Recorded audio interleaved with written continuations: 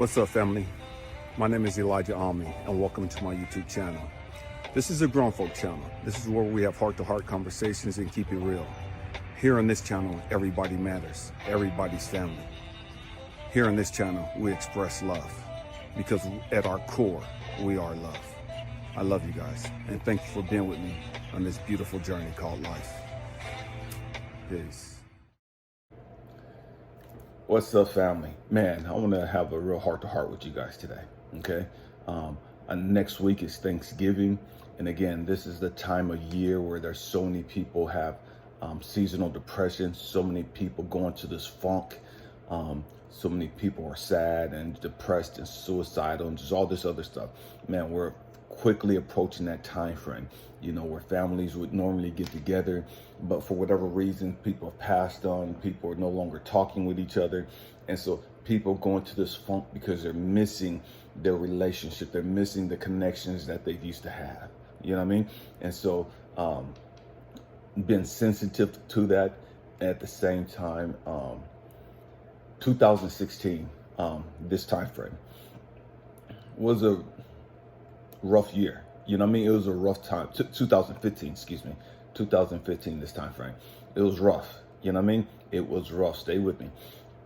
And so my wife at the time had stage 4 breast cancer. And the last time that we got together for a holiday was the night before Thanksgiving. You know, we went to some friend's house, and the night before Thanksgiving, Thanksgiving morning, she had a stroke, and man, her speech was slurred and she went downhill quick, you know, to the point where like within 2 weeks she passed away. And so, but prior to that, she and I had this thing going on between us. And what I mean, stay with me. I did a lot of reading, you know, and there's this master key system. And I was reading this book, and I was telling her, man, this is a great book. You got to check this book out. And she didn't want to hear it. You know, she wasn't trying to be receptive. And this is like way before she got cancer. This is like when we first got together back in 2007, 2008.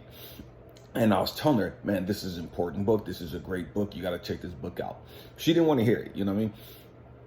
And so I'm writing text messages to different people, to like groups. I got them broken down to like 3 to 4 groups, about 200 people, you know, and all the groups combined. And just the thought of the day, you know, the word of the day, the thought of the day, you know, and I'm just doing all this stuff. Man, it's just on my heart, just on my mind, you know, just to send this out to people and just give them something to think about for the day. And so she would get mad and like, why do you do that? And what makes you, you know, the person you could do all that? Stay with me. We're going somewhere. I'm just laying the foundation. Give me my flowers. That's what we're talking about today. Give me my motherfucking flowers. You know what I mean? And so 2015 came around. She was watching some stuff on YouTube, and they were talking about the master key system. And so she orders the book, falls in love with the book. And so she's telling me about the book, and I'm like, Cecilia, that's the book I tried to get you to read like 8 years ago. And she's like, no, it's not. And I was like, yeah, it is, babe. Because what happened was I would tell her some stuff, and she would just completely blow it off. Like, I didn't say nothing to her. So I started having to write shit down. I told Cecilia such and such a date, we was having such and such a conversation, the date, who was around, where we were at, you know, and I just put it in my little notebook, right? Because she would always say that I always told her, you know, but I was just wanting the credit for it. But I would never tell her, you know what I mean? Stay with me. And so, but I did tell her. And so I'm writing notes. Look, babe, I go get my book. Look, it's right here. Master Key System, told Cecilia, and we got into an argument about this book. Not because I just wrote a little thing down. Man, we got into this argument about this book. And so, but now she's buying the book. You know, she's bought the book. She's read it, highlighted it. She's buying like 4 more copies. She's sending them to her sons and to other people, right? And so I'm sitting there like, damn, you know, I'm glad that she liked the book, but fuck. You could have read the book a long ass fucking time ago. You could have sent it to your kids a long ass time ago. Now you're in your deathbed. You know what I mean? Stay with me. And so I'm sitting here and I'm like, okay. And I'm like, Cecilia,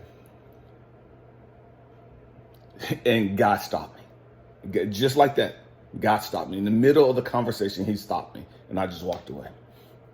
And I walked outside. And I was just like so broken. Because it's like, damn, she would never give me fucking credit for anything. Stay with me. I'm going somewhere. She would never give me credit for anything. And that used to just fuck me up, because if she saw some white person on you, some white dude, old dude on YouTube, elderly person on YouTube, and he was saying such and such and such, man, she would take it as the freaking gospel. You know what I mean? And man, it's got to be true because so-and-so said this. You know what I mean? But if Elijah just said the exact same motherfucking thing, man, he ain't nobody and whoop-de-doo. Yeah, you know what I mean? That motherfucker think he know everything and da-da-da-da-da, you know, all this bullshit. But if this person said, or if this person said, man, it must be the truth, and she's going to humbly bow down to it and accept it all. You know what I mean? And so I'm sitting there and I'm outside on the porch and I'm just like, just tears just running down my eyes. Like, God, why can't she give me my fucking flowers? God, why can't she give me my fucking flowers? Why is it always a fucking argument? Why is it? And I'm personalizing shit. You know what I mean? It's like, damn, is it because I'm fucking black? You know what I mean? Is that the reason why she can't hear shit that I got to say to her? Is it because I'm her fucking husband and she can't accept shit from me? But if somebody else said, it's got to be true. But if I said, fuck it, that ain't it. You know what I mean? So I'm sitting out there and I grab my phone and I start writing this poem. Give me my flowers. Now I want to read the poem to you. It's not that long.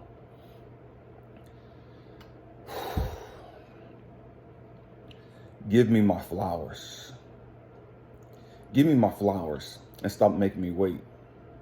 Give me my flowers before it's too late. Give me my flowers while I can see if your intent is real. Give me my flowers while your subtle hatred or love I can feel. Give me my flowers while I'm walking amongst you. Give me my flowers, you know they're overdue. You give everyone else their flowers, their props and praise. But when it comes to me, you want me to jump through a fucking maze. Give me my flowers while I can smell their beautiful scents. Give me my flowers before my time here is all spent. Give me my motherfucking flowers. And I was so broken when I wrote that. You know what I mean? Just like, damn, God, you gave this woman to me, but she won't hear shit I gotta say. You gave this woman to me, but she's so fucking hard-headed and stubborn. God, you put this person in my life, and I'm grateful for it, but damn, God, why is she so fucking hard-headed? Why is she so fucking stubborn? Why is she so fucking rebellious? Why can't she give me my fucking props? And what hurt the most was the fact that we knew that she was going to pass away soon. We knew that death was inevitable. We knew that death was knocking at her door. And she couldn't give me my props. And God had sat me down one day, and I was just sat there, and I'm just broken and just shook, like, what the fuck? Why? Why can't this person give me my fucking flowers? Why is it that, damn, nobody gives me my fucking flowers? And the trip, years later, Cecilia passed away. And in one of her books that she wrote, well, she used to journal a lot. And one of the books that she had, one of the last things that she wrote, I hope and pray that one day Elijah can forgive me. Let me say it again. She wrote in this book, I hope and pray that one day Elijah can forgive me. And I sat there and I read that, and it fucked me up. It fucked me up, family. And so I'm sitting there and I'm trying to figure out, why the fuck wouldn't this woman give me my flowers? Out of all the shit I did, to try to help her, why couldn't she just give me? I'm her fucking husband. I always had her best interest at heart. Why couldn't she give me my fucking flowers? Years later. That was 2015, 2018. My father's about to pass away. I take my kids, my younger kids, and my oldest son. And we drive all the way up to Medford, Oregon to go see my father. And it's going to be the last time that we see him, that his grandkids, you know, it wasn't all my kids, but it was majority of them. It was the last time that he was going to be able to see them. The last time he was going to be able to speak into their lives. The last time he was going to be able to say something to them.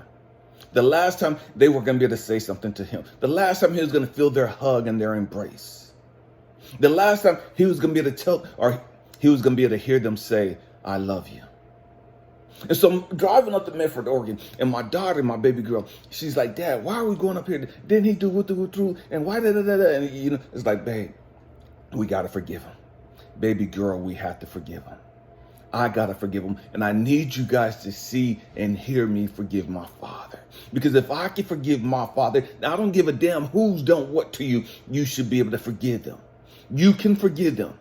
You know what my father did to me. You know how my father always rejected me. You know how my father fucked up my life by murdering my mom. You know the shit that I went through because of my father.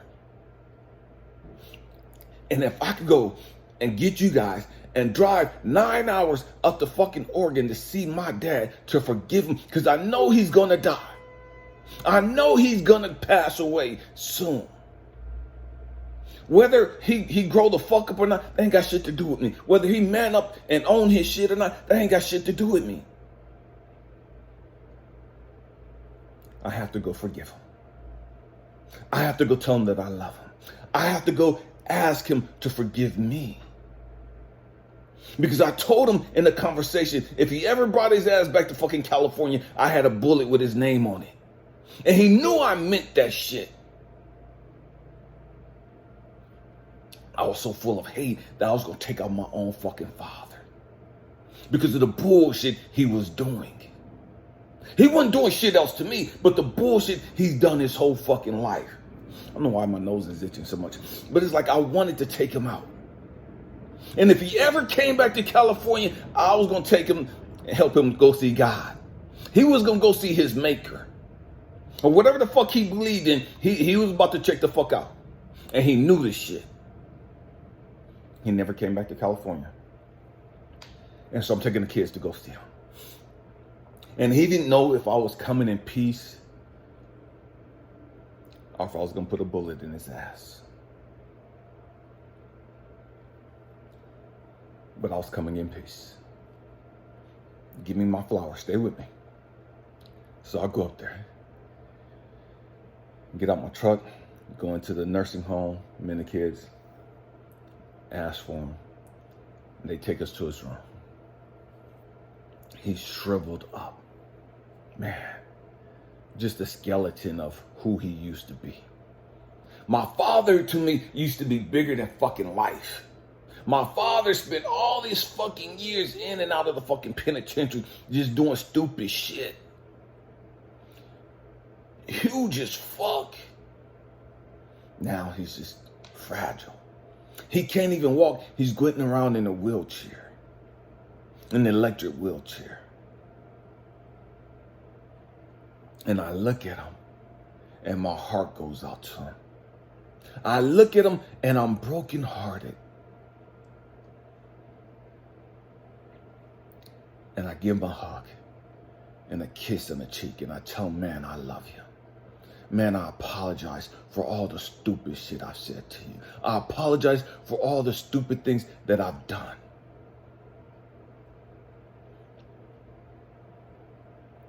Please forgive me.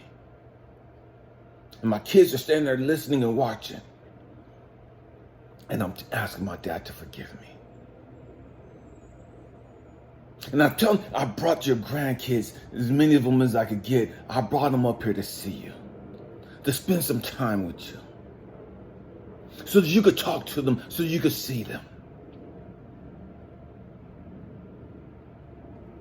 And my father told me.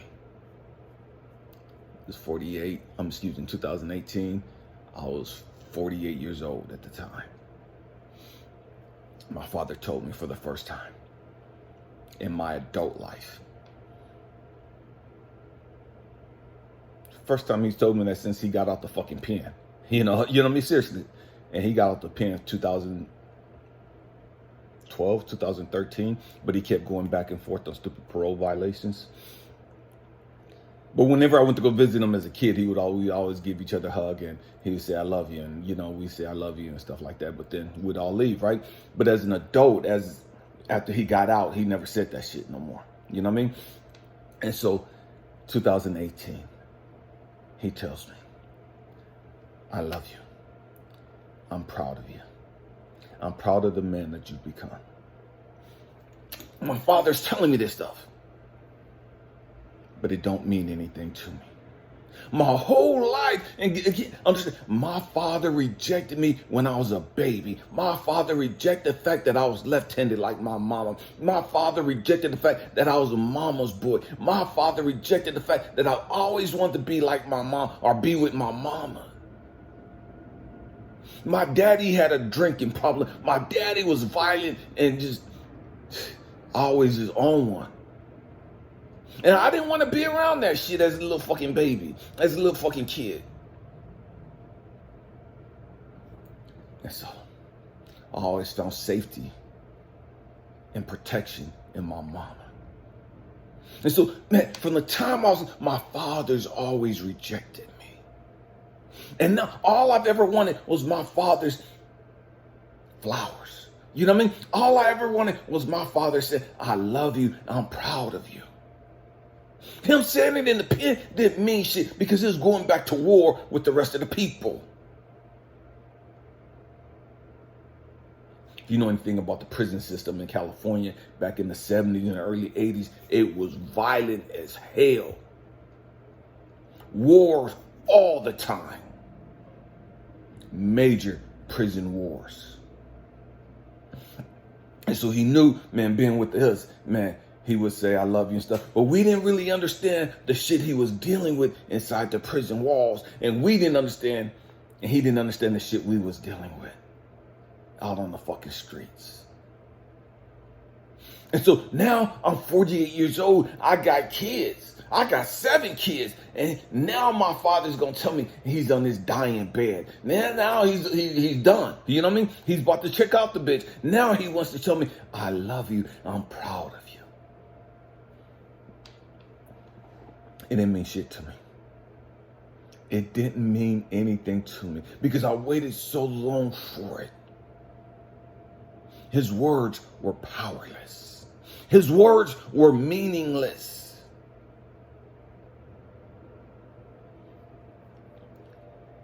Why? Because between 2015, when Cecilia passed away, God started dealing with me on some shit.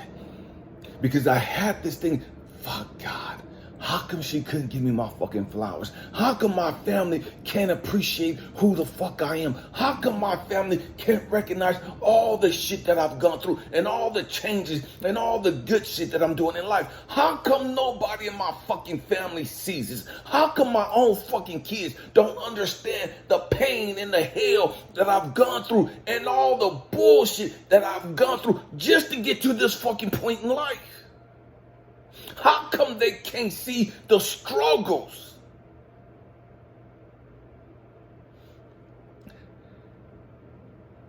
How come they can't give me my fucking props? Everybody, but you ain't doing this, and you don't make this, and you ain't got this, and it's always what you ain't got, but it's like, God damn, what the fuck? You know what I mean? What about the shit that I do? What about what I've done? You can't comment on the shit that I've done. You can't comment and give me my props for not going to the fucking pen, for not doing whoop, for not da-da-da, when it would have been so fucking easy to take the easy road, to take that fucking road. It would have been so fucking easy to check out the fucking box. It would have been so fucking easy to give up on fucking life.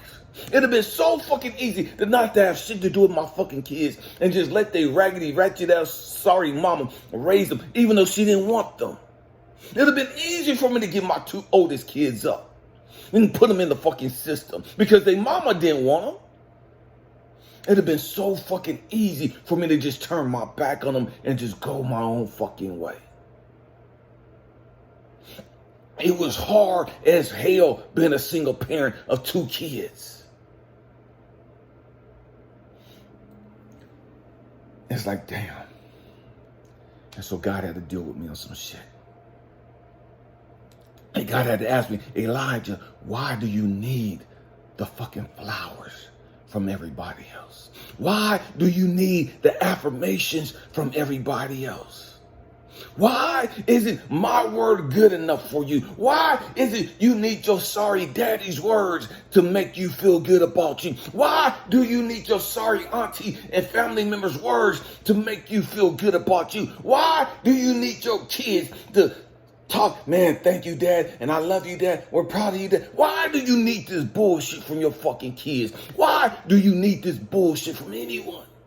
When I've already told you I'm proud of you. When I've already told you, man, you doing your fucking thing. They don't see it. They don't recognize it. I see it. I understand the pain and the hell that you've gone through. I've been there. I walked with you. I cried with you when you was going through your bullshit. I was always by your fucking side. I always felt your fucking pain. And when I reached out and I gave you my love and I gave you my adoration and I gave you words of wisdom and words of encouragement, how come that wasn't enough for you? What the fuck is wrong with you, Elijah, that you need all this bullshit from everybody else?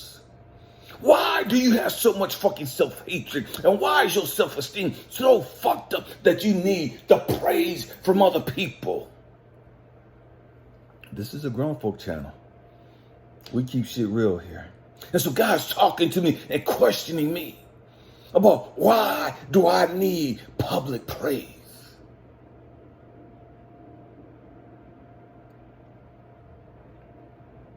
How come you can't just do what you do, whether they give you fucking flowers or not? How come you can't do what you do, whether they hate you, love you, dismiss you, ignore you, whatever? How come you can't do what you do and do it with a loving spirit and do it with a giving and a grateful spirit? Why do you got to attach ulterior motives to it? And it's not so much that I had ulterior motives. I just wanted to acknowledge it. I just want people to say thank you. I appreciate your efforts. I appreciate your sacrifices. And so I'm making this video because, man, I'm pleading with you. You know what I mean? Man, fuck the bullshit. You know what I mean? Fuck the bullshit. Whether they give you your flowers or not, man, you better man the fuck up. You better woman the fuck up and keep doing what you fucking came here to do. It's a fucking lonely walk on this journey sometimes. Don't get distracted with the foolishness. Don't give up because these motherfuckers ain't acknowledging your pain and suffering. Don't give up because these motherfuckers ain't acknowledging your accomplishments.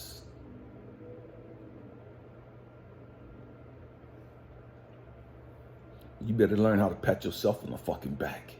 You better learn how to give your fucking self a hug. You better learn how to kiss your fucking self. You better learn how to look in the mirror. Man, I love you. Man, they may not see all the bullshit you've gone through. They may not understand all the pain and the trauma and the drama you've gone through. But I see it. I know it. And man, I'm proud of you. I'm proud of you. You doing your fucking thing and give yourself fucking that.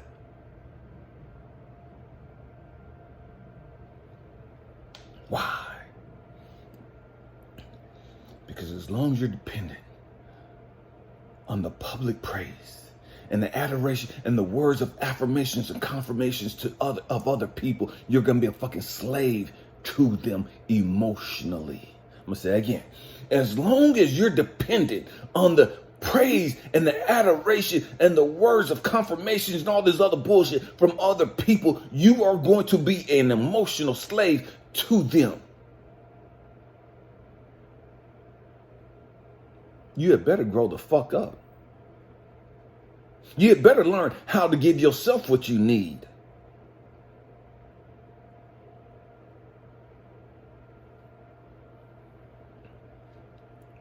Whether they give you your flowers here or not, it's not about you.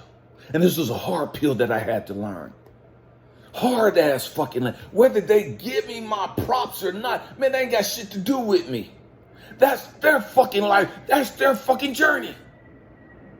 That's some shit they gonna have to figure out.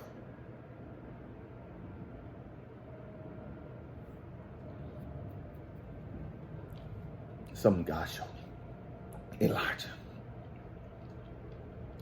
you want the props and praise from all these people. I've always been with you, Elijah. I've always been by your side. I've always had your best interests. When are you going to give me my props and praise? When are you going to give me my flowers, Elijah? And I'm sitting there, I'm like, hold on, wait a minute.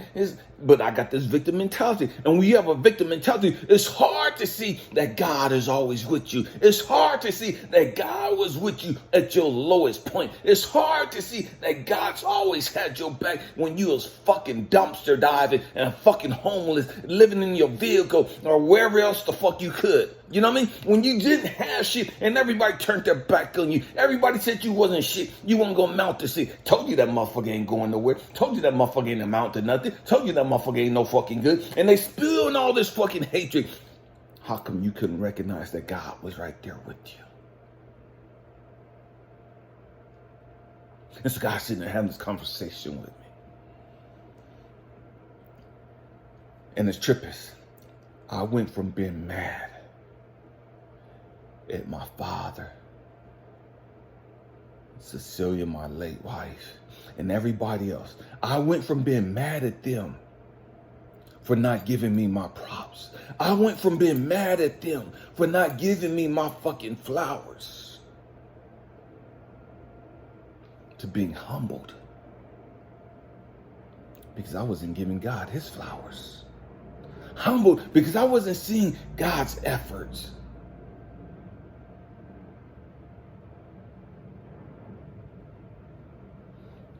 That's what God showed me. Elijah, you have to learn how to build up yourself. I'm always going to be here with you. I'm always going to be there by your side. Whether you see me, feel my presence or not, you have to have the confidence that it's all good. You have to know without knowing that it's all good. I'm saying it again. You have to know. It has to be instinctively. There's no room for doubt. Without a shadow of doubt, you have to know who the fuck you are. Without any shadow of doubt, you have to know and be proud of all the shit you've gone through.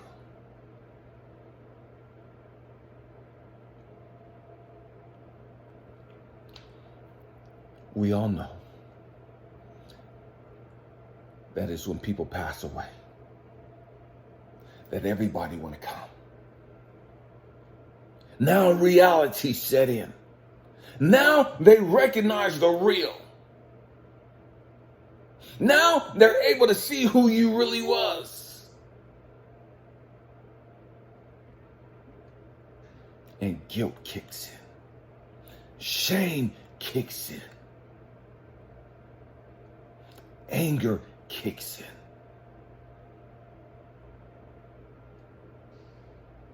Because they've wasted so much fucking time.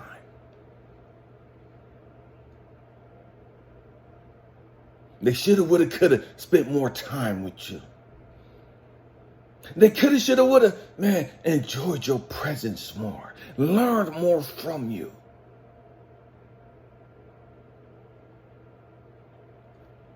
They coulda, shoulda, woulda valued your time, your knowledge, your expertise.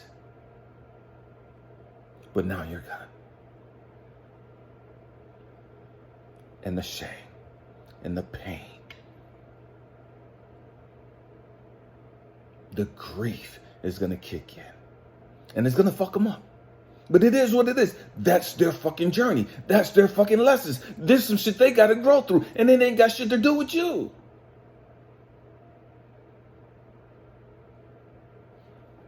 even in your passing, you become a great teacher to them.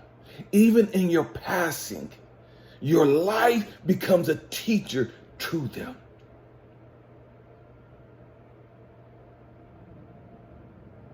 While they're spiraling out of control over their shame and their grief and their hurt and all the stupid shit. It's going to be the loss of your life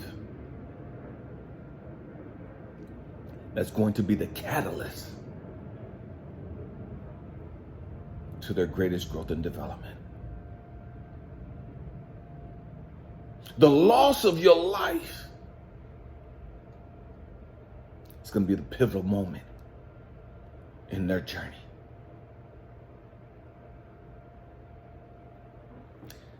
We all have those things. I remember when I was in the Air Force, I had this young man, Mauricio, we called him Mark, that worked for me. And he asked me, came to work one day, and he brought a picture of his sister. Beautiful, beautiful Hispanic young lady from Honduras or somewhere like that, Costa Rica, Honduras, somewhere like that. And he showed me this picture of his sister, gave me her telephone number, and he wanted me to talk to her. I was a single parent of my 2 kids at the time, struggling financially in the Air Force, and it's like, man, I ain't got nothing to offer this girl. You know what I mean? In my mind, he wanted me to talk to her. And I'm thinking he wants me to talk to her to bring her to the States, you know what I mean? To possibly marry her, you know what I mean? So she'd become a citizen and all this. This is what I'm thinking. He just asked me to talk to her. Stay with me, I'm going somewhere. And because of my insecurities, because of my low self-esteem, because of all the bullshit that I was already dealing with as a single parent, struggling financially, raising my 2 kids,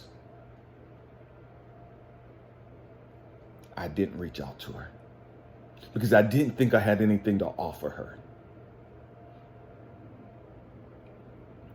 A couple weeks later, he came into work just shook, broken. And I run up to him like, what's going on, man? And he gives me a hug. And he tells me his sister committed suicide. And it fucked us up. Obviously, he was fucked up. That fucked me up. That devastated me. Family, I can't even, I still get goosebumps to today. This was, man, I can't even remember what year this was. This is like, man, in the 90s, 95, 90, no, 96, 95, 90, 96, 96. And it fucked me up. Fucked me up. Because then God came talk to me. And I'm at home and I fixed the food for the kids and I'm downstairs and they're up taking a bath and getting ready for bed. And I'm downstairs and I'm shook and I'm just crying that this beautiful young lady committed suicide. This young, drop dead fucking gorgeous. Now the shame, the grief, the shoulda, woulda, couldas all kicked in. And I'm sitting downstairs and I'm shaking because I'm so fucking shook. I'm so fucking broken that I didn't have the fucking courage to reach out to this young lady. I'm so fucking discouraged and so fucking mad and angry at myself for being so ashamed and too ashamed to be as a single father to reach out to this young lady. Because of my fucking issues, this young lady's gone. This is what I'm telling myself. Mark wanted me to talk to her. When he said talk to her, in my mind, I thought he wanted me to bring her to the States, marry her, and get her a green card, and get her citizenship and all this other stuff. I didn't understand. Because of my issues, that all he wanted me to do was talk to her. To help her through whatever depression she was going through. To help her through whatever it is that she was dealing with. he thought that I had what it took to help her. And I failed him. I failed her.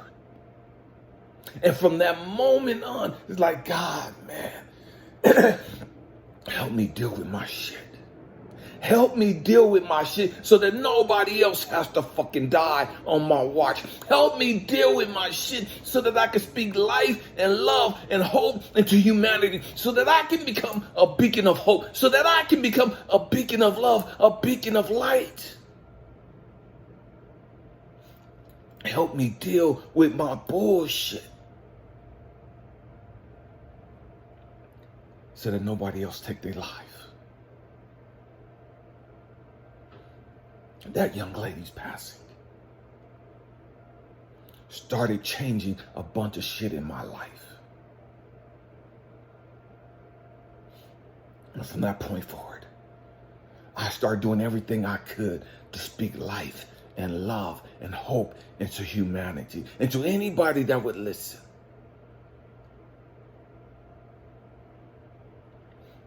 Because I know what it felt like to wait too long.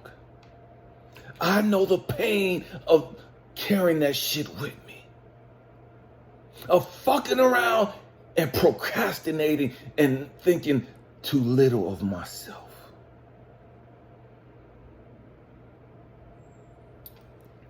I don't know if the young lady would have been still living or not. I don't know if me reaching out to her, if it would have saved her life or not. But I do know I didn't even try.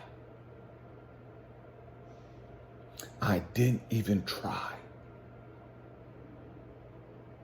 because of my shame of where I was financially, because of my shame of where I was at emotionally as a struggling single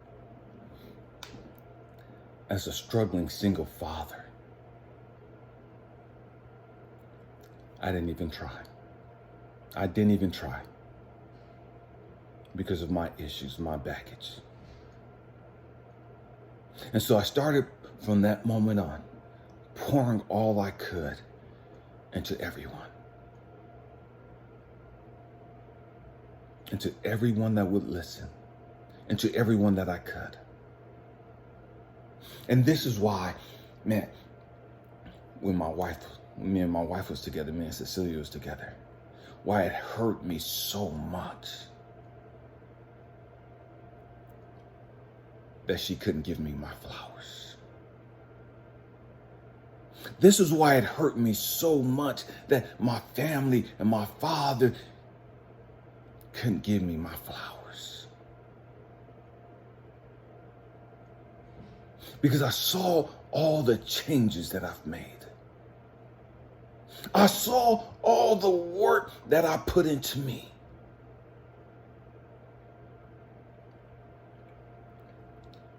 And nobody gave me my props. It's as though they didn't even care. It's as though it didn't even matter. So I'm making this video to help you understand. Whether they give you your flowers or not, you have to do what you came here to do.